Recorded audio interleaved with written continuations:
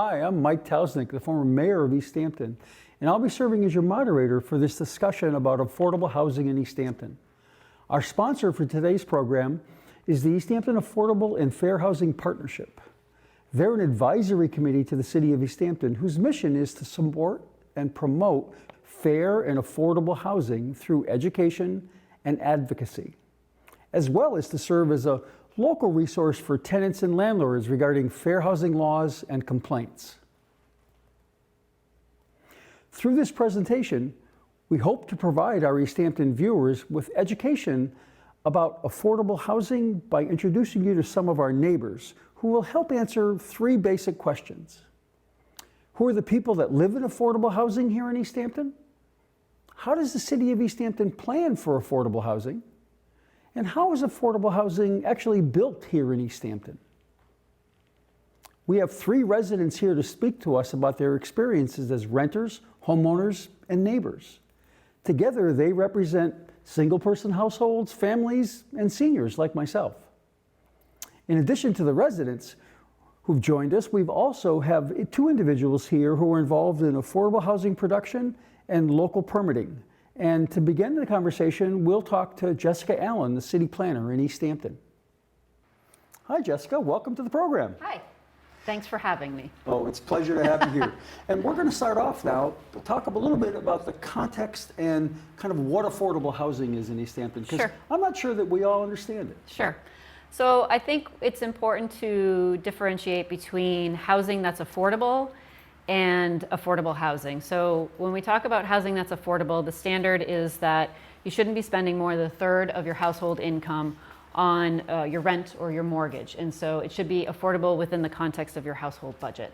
And we do have a lot of units in East Hampton that do fit into that category. The difference between that and an affordable housing unit is that there's no deed restriction. There's nothing that prevents somebody from coming in and taking that unit and raising the rent or upgrading it. And so when we talk about affordable housing units, we're talking about those that have a restriction on those properties for a certain period of time, whether it's 15 years or 30 years or 99 years, that preserve that unit to always be affordable to folks that need it based on their income. So is there some sort of a plan in place? And is this haphazard, or is this something that the city actually looks to plan for? We look to plan, and the Housing Partnership in 2006 worked with consultants to first develop a housing production plan. That plan was then updated in 2013. And what that plan does is it does an assessment of the housing stock. It looks at the population, it looks at the market. And based on that assessment, the partnership with consultants develop a set of strategies and goals on how to move forward to ensure that we have housing stock in place that will be affordable to all of our residents in East Hampton.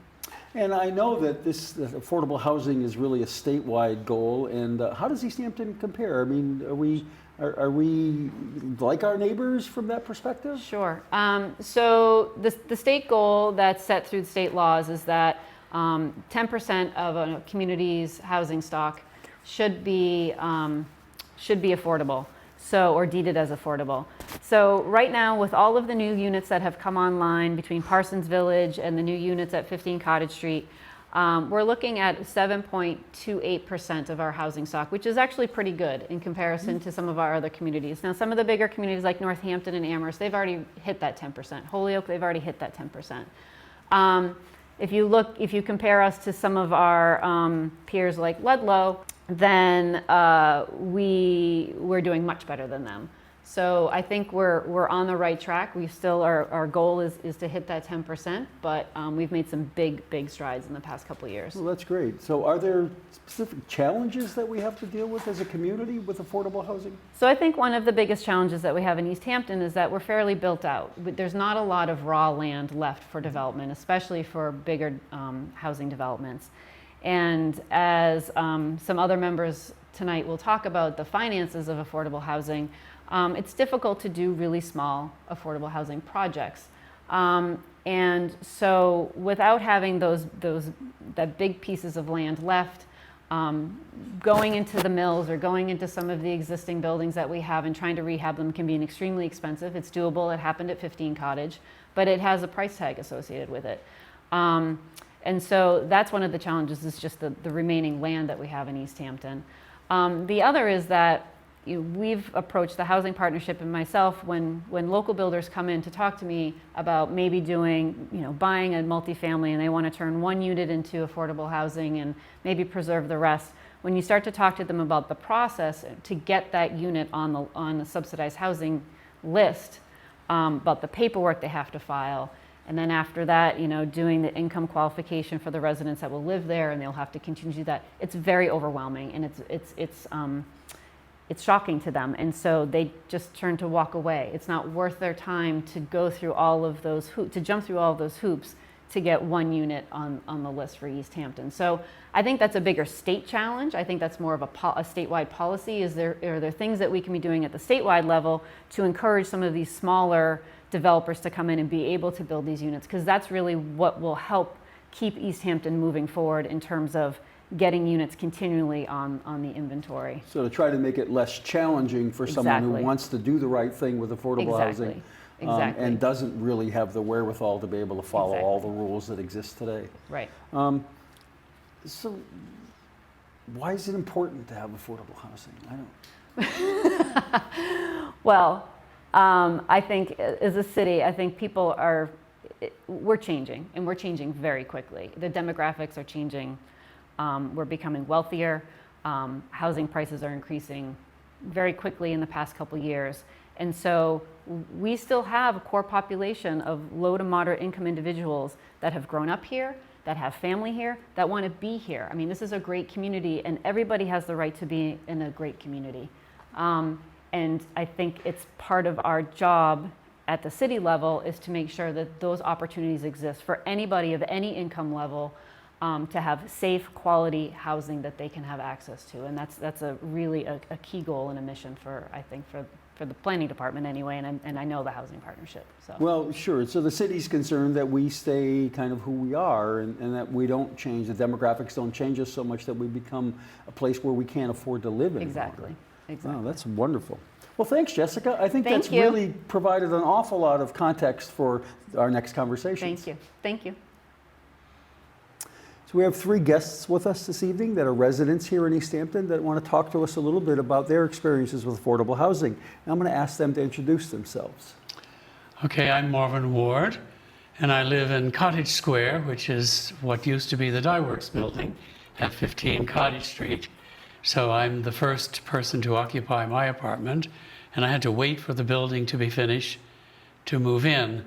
Prior to that, I was living in Williamsburg, and I had reached the point where I couldn't really keep up with house, yard maintenance, and so on, because I'm handicapped with an artificial hip and other mobility issues. And I really wanted to come to East Hampton because of the rail trail, because I also ride bike, which for me is partially therapeutic. And I have known about East Hampton, known people in East Hampton for quite a number of years. In fact, I was present at the ribbon cutting ceremony of the rail trail. And I'm a member, and have been since it was founded, the Friends of the Manhattan Rail Trail. And I wanted to be center town so that I could also walk to the store for groceries, for example, and just walk in general. And the location with the pond nearby, knowing that the boardwalk was going up, was an additional enticement to be right there, and I love it. Wonderful. So. Susan. Yeah, my name is Susan Downing, and I live in Mountain View Condos on East Street in East Hampton, and I've lived there since January of 2006. In my family, we were the first ones, our unit was the first one to be completed, so I'm happy to say I was there from the very beginning, so 10 years ago, and before that I had lived in South Hadley for many years. And yeah, and I really love living in East Hampton too. I love living at the base of Mount Tom and we have an entrance to the bike path from the condo complex. And yeah, I was so happy to be living over here. Wonderful. Alita. Hi, I'm Alita Kennedy, and I'm one of the homeowners for the Habitat for Humanity homes. over on East Street, and we're at the foot of the mountain there.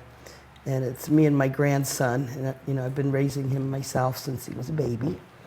And it's made a huge difference in our lives financially. And I am very fond of the outdoors, and we're right at the base of Mount Tom. And we have Arcadia across the street, and I have, bears and wolves and turkeys and wildcats and everything else. I'm happy as a clam. Well, that's wonderful. Thank you for joining us tonight. It's really a pleasure to have you here. And so a lot of times people kind of ask, so what's the benefit of affordable housing? How do you think it's helped? You, sure. Okay. We'll start with you, Marvin. Sure. Okay, sure. I could not possibly have afforded with my income from Social Security and a very small pension from when I taught in New York State years ago to rent a market rate apartment. It simply isn't large enough income to do that. And so I wouldn't have been able to buy food. Now I don't have that problem because the rent is pretty much assured. I've already renewed my lease for the second year without a rise in it, and it just makes life a heck of a lot easier than it was when I was in my home, even though I had no mortgage on my home. It was all paid off. That's wonderful. So Susan, you were in market rate housing, Correct. but does this question relate to you at all? Yeah, and I feel that I really enjoy living in the complex where we have the mixed, whatever you want to call it, the variety of units. Because I remember I was already living there when the people who wanted to buy those affordable units came around. I knew it was a lottery, and I was there the day that people came by to look at the units to see, which ones they might, be receiving if they, were one that, I guess, if they had won the lottery there to get in. And it was such a nice feeling to see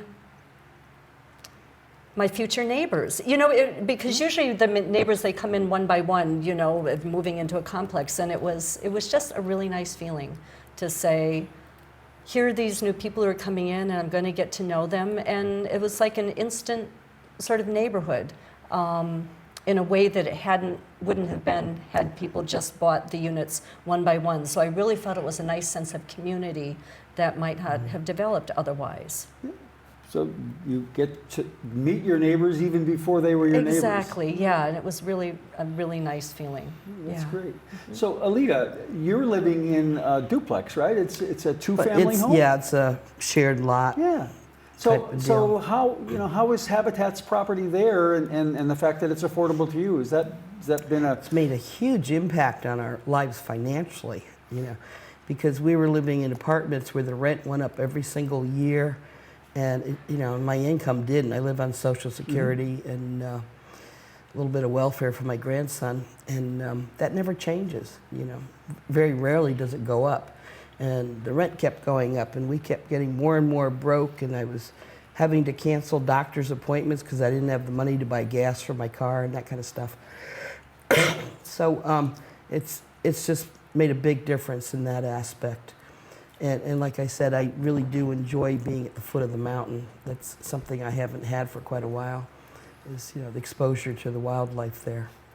Yeah, East Hampton, well, as you know, I'm the former mayor, and so I guess I'll get on my soapbox for a moment. Yes. I love the idea that you're attracted to our community for what our community is, and I was a proponent of affordable housing because I agree that being able to live here in this very special place in a way that you can actually afford to live, and to have neighbors, diverse neighbors who represent all aspects of the population and who are genuinely neighbors, and they're friendly and they want to be involved.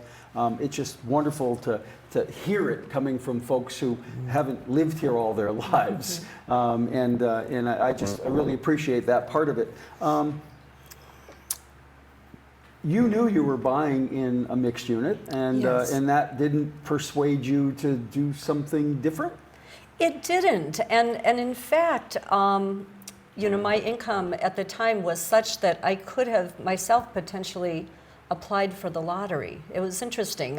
So I knew about it. I knew the contractor for the development, and I had just decided I needed to move sooner than it was going to be possible to go through the whole process. And so, yeah, I thought, well, I didn't even really know what that meant at first, affordable housing. And so because I knew the contractor, I was able to find out about that. And I thought, yeah, this is great, because I could see that, I myself was someone, who might want to take advantage of something like that. So that made it easier for me to think, well, who might be in this position of wanting to take advantage of this? So, yeah, I didn't have concerns at all about it. Yeah. And I think the idea that it's hard to get into affordable housing is something that maybe our viewers don't really understand very well. There are lists of people. There are lots of people looking for individual units, and I suspect that the lottery process for Marvin and Alita has been very different. So Marvin, can you talk a little bit about? Well, yes, of course. I wanted to speak to something Susan said also, in that I was also interested in not being in a monolithic community with all senior citizens. I just did not want to be. I wanted to be where there were also people with children, school-age kids, and middle-aged people. And I really love that aspect about Cottage Square. Having been a teacher, and the kids kind of relate to me, and it's really a lot of fun. And I'm about to turn 75, so I could have easily gone to a senior place, but I did not want to, and also because I'm still quite active. Yeah, I think the lottery process for Cottage Square was probably a lot more complex than yours, Susan, because there are 50 units in Cottage Square. There were 3 different sizes and 3 different income levels, so that meant there were 6 lotteries. I was personally eligible to be in 4 of those if I chose to take a 1-bedroom unit, but I didn't want to because I write and I wanted a room for my materials. I write about music and I have a large collection of classical music CDs, and I had a room in my house for that activity and that collection, and I wanted to be able to keep that here, and I was able to. And so I went to the lottery when it was held back in 2014 in September, and I ended up for the 1-bedroom unit. I was way too far down on the list, but I was 8th for the 2-bedroom in my income level. And by the time we had to pick out our units in February of 2015, we could only see samples, we couldn't see the actual unit. I was number 1 because the people ahead of me had either had to go somewhere else because they had to have something sooner, or they were eliminated because obviously at the time of the lottery, not all of the screening was complete. Got it. And I'm not familiar with Habitat's process. Is it similar? Yes, it is. You go through a screening. I think it's mostly for financial eligibility at the time and composition of the family, how many people are in the family. Like my unit is, my part is a handicap accessible side, so you need to qualify for that too, which I was delighted because we were living on the 2nd floor. Wow. It's really hard to get your walker up and down the stairs, with or without groceries and laundry. So anyway, so they go through that, and then they do a home visit where they come out and meet with the families, the potential candidates, and interview you and see what you're looking for and that type of thing. They bring you out to the site to show you the location, and then you wait for a really long time for a determination on all this. Yeah. It's quite a process. It takes a lot of people to do this, But I wanted to say too, going back a little bit, I've always been very intrigued with East Hampton. We were living in Southampton, and the first thing that caught my interest was the artistic atmosphere and the cultural things, because I'm an artist myself, and I just wanted to be in the middle of all that, and I haven't been able to do that for a long time, And the attention that's paid to green space and having Arcadia right there, and not tearing up the mountain and making things out of it that really shouldn't be done. You know, I just love that whole, the whole sentiment of what East Hampton's doing with its community and its land. Well, thank you, and I want to thank all of you again for joining us this evening. I think that your insight into what affordable housing is so very important. I want to have one last opportunity if you want to add anything to the conversation. If there's something that you want to particularly mention that I haven't asked about or that you didn't think about mentioning? Well, the fact that this building is at the entrance of the cultural district was certainly an attraction to me. But even though that's more art than music, I'm also I go to art museums all the time and go to galleries and things, and I just love being there too. I would recommend Luthier's too. Well, yes, but that's not really classical music. It is not. Susan. Yeah, I would just say, you know, I was thinking about, you know, you had asked earlier, you know, what's the importance of affordable housing? And so I was thinking about that and just thinking about the fact that, you know, where each of us lives is so important. You know, the home that, you know, that we come home to every day and that we spend so much time in is so important. It's so important for us to feel safe and secure and comfortable there. And you know, as you were mentioning, the financial pressures that were eased when you received the, you know, the opportunity. And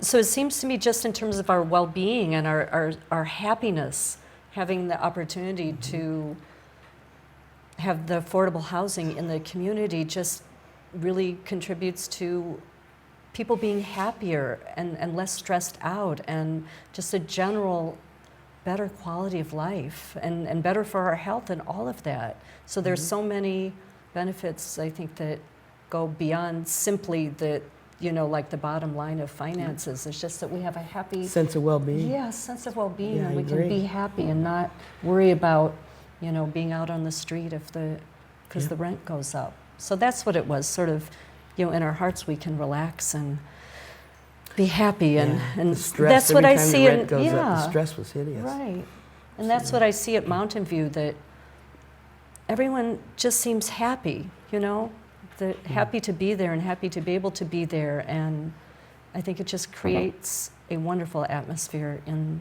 the town. Yeah, I think as you said, a sense of well-being.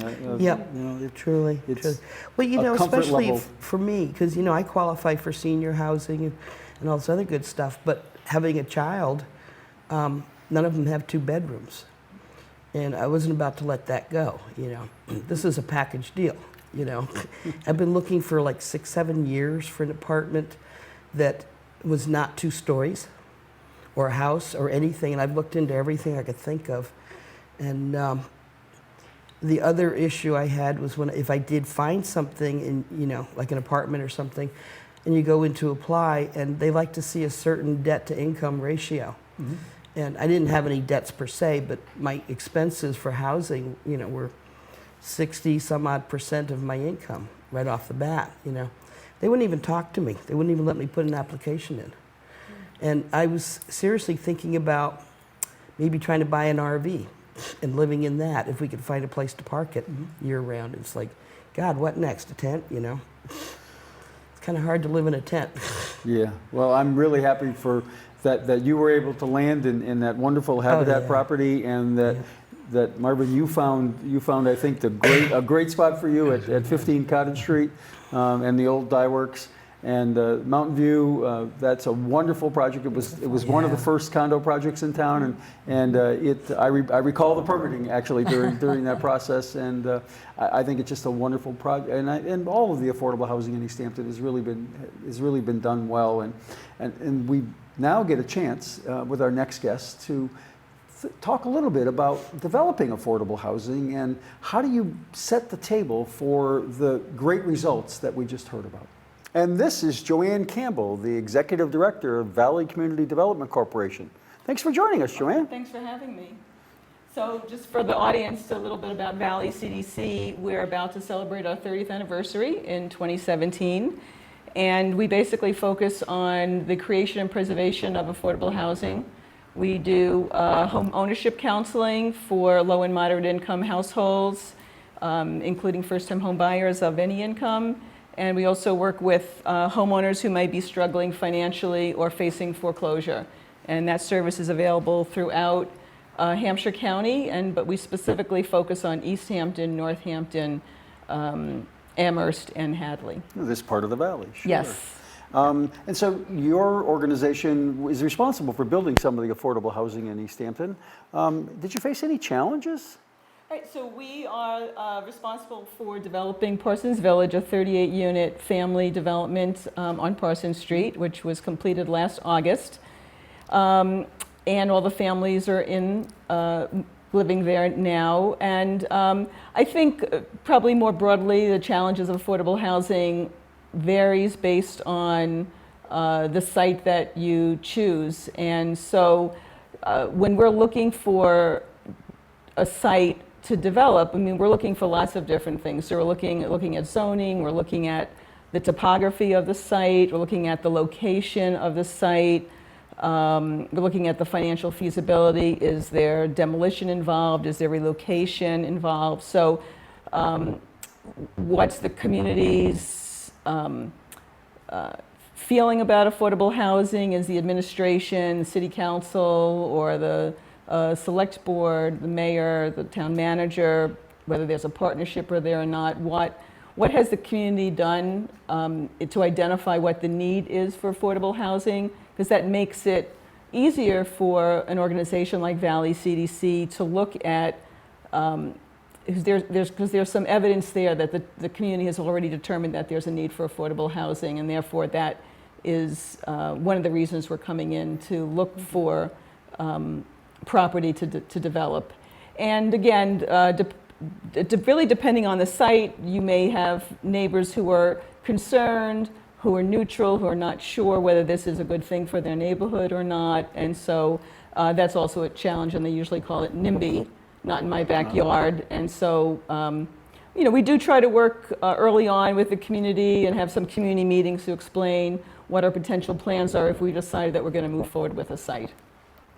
So are there regulations? Is the state, federal government involved in any of this? Yep, so a variety of funding sources. The Commonwealth's Department of Housing and Community Development is the state housing agency that oversees the development of housing and controls basically the financing of that. And they also control the funds that come in from federal dollars. Like there's, under HUD, there's some funding that comes in and that goes to the state. And so currently, DHCD, as it's called, is focused solely on rental housing. They have found, with limited resources available at the state level, that rental housing is the most needed housing currently. And so there's no funding available for home ownership housing. And so there's a competitive process that goes in across the state. You're competing with communities across the Commonwealth. So you do have to have, a project that's feasible, both financially as well as all the other, energy efficiency, close to transportation. I mean, it has a whole list of what the state wants to see housing developments look like. So I think I understand, but I think for our viewers, why is getting money from the state government so important about affordable housing? So it is expensive to build housing. I mean, we have the same challenges that private developers have. It's the same costs, the land costs or property costs, construction costs, all the trades, architects, we have to pay for all those. And so the state is providing dollars to help subsidize the development of that housing. So therefore, then we have less debt on the property. Therefore, we can then charge lower rents that serve folks, generally in affordable rental housing, people who earn below 60% of the median income. So therefore, with less debt, private debt, from a bank or an affordable housing lender, which is an amortizing, we're paying it every month, we can charge less rents. So it's subsidizing the building of the property. So in simple terms, your mortgage is lower, so you can afford to charge less. Yes. And that lower cost is what makes it affordable. And so is that permanent? Is it always going to be affordable housing? And the state is pretty much saying in perpetuity. So at 99 years, that's what they want to see. So we work with the local communities where if the communities have, like East Hampton does, Community Preservation Act funds, East Hampton wants to see in perpetuity as well. So with low-income housing tax credits, and they're looking for in perpetuity, which is a large way for investors to provide equity for the building of affordable housing. So all those projects need to be in perpetuity. So that really does mean that the affordable housing that's created through these programs is affordable housing that will be here long after we are. Yes, it is. And not a get-rich-quick scheme that has been devised by some unscrupulous developer, as I've heard. Well, we do get paid developer fee and overhead in order to work through these developments. And just for instance, we probably started talking to the owner of the Parsons Village site in 2009 and started working with the city right away in 2010, and that development didn't go into, people didn't move into their homes until 2015. So it does take a long time. Some of the challenges are being able to find property and an owner that you can work with who's willing to wait. And I think some of the challenges are, as Jessica mentioned earlier, that East Hampton's a very desirable community, and prices are jumping over the past couple of years, not just for looking for property to develop affordable housing, but for first-time home buyers who are starting to be locked out of the market because the pricing is escalating. And market rate rents are going up, and it is getting more difficult. Was there, we've heard, I think, very eloquently from the residents and why they saw East Hampton as a great place to come, but as a developer, what attracted you? I know East Hampton is a part of your territory, but... Yeah, many of the same things that the folks mentioned is it's a community where people want to live. It has a vibrant downtown. It has an arts and cultural community. It has services. It has transportation. It's close to the highway. And so a lot of folks want to be here because there's so much to offer here. And your properties go through a lottery, I presume, just as we heard about the other properties? Yes, so the same thing as Marvin mentioned is that, there's that initial screening for tenants is a lottery, and it's split up based on unit size and income size. So it's a long screening process.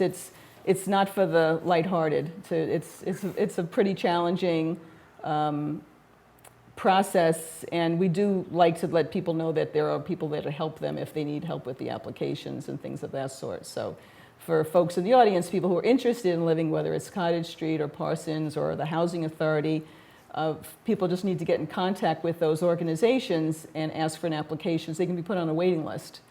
And I always suggest to people to get on a waiting list, even if you're not thinking about it or you need something right now, is you don't know what your situation might be in 6 months or a year. You might need that unit. If you're on the waiting list, you can always say no if you've found something that serves you as well. Right. But there's no harm in being on a waiting list. And no stipulation that you absolutely have to take Absolutely not. an apartment No, if you are on the list and Right. you're selected. It's like anyone who's looking for housing anywhere. You always have choices to say whether you want to live there or not. And I think because Parsons and Cottage were coming online somewhat around the same area, and we had people saying, well, they wanted more of a downtown setting, or someone wanted a more suburban setting. So Parsons was a little more open, and a playground and townhouses, and Cottage Street is a mill building, which is a more urban. So it was interesting to have people think about what they wanted in housing, and that they could have a choice. They had some variety when they were looking, so that's wonderful. We've heard how important affordable housing is to the residents, and clearly Valley Community Development Corporation is in the business of making sure that people can get into affordable housing and developing some of it. And I know that you also offer some programs for first-time home buyers, and you're a great resource for folks in the 4 communities that you serve directly. From an organizational perspective, what's so important about affordable housing?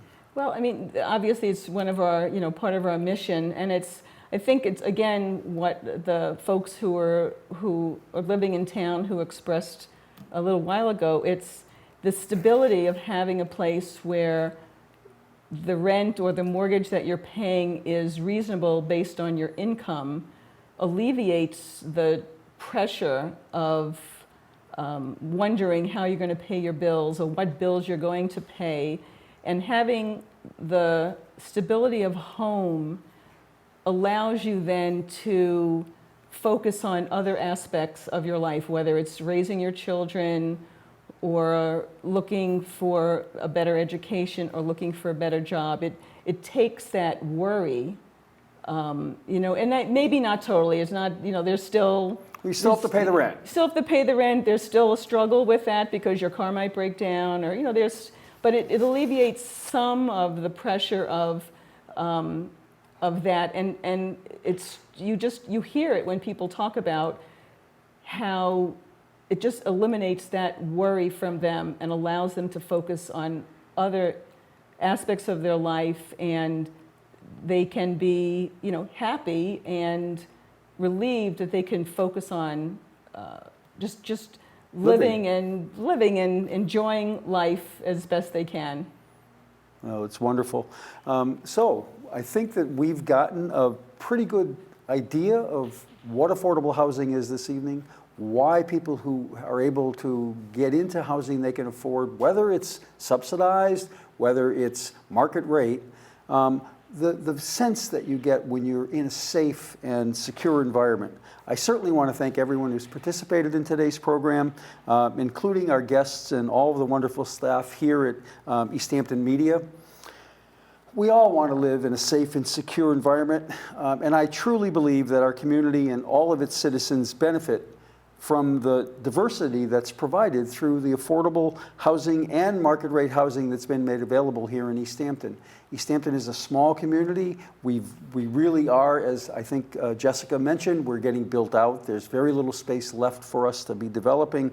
And it's wonderful that we have the opportunity to see development coming into the community that is fit for everyone, so that there's a place that everyone can afford here in East Hampton. I hope that this discussion has given you a better insight on what affordable housing is and what housing is like here in East Hampton. You should take advantage of the opportunities that these kinds of programs provide, and that the developers and the permitters and the neighbors that you're going to find in the housing projects here in East Hampton and quite truly across the Commonwealth. If you'd like any further information beyond what we've been able to provide for you tonight, you can contact the East Hampton Affordable and Fair Housing Partnership through the City Planning Office. The number there is 413-529-1406. Thank you for joining us.